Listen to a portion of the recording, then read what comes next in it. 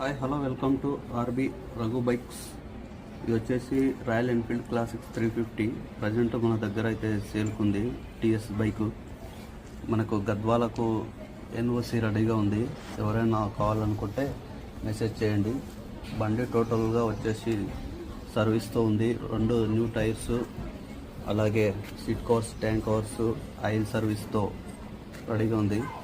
ఎవరైనా కావాలనుకున్న వాళ్ళు మెసేజ్ చేయండి. బైక్ రీడింగ్ వచ్చేసి 44,000 చేంజ్ ఉంది.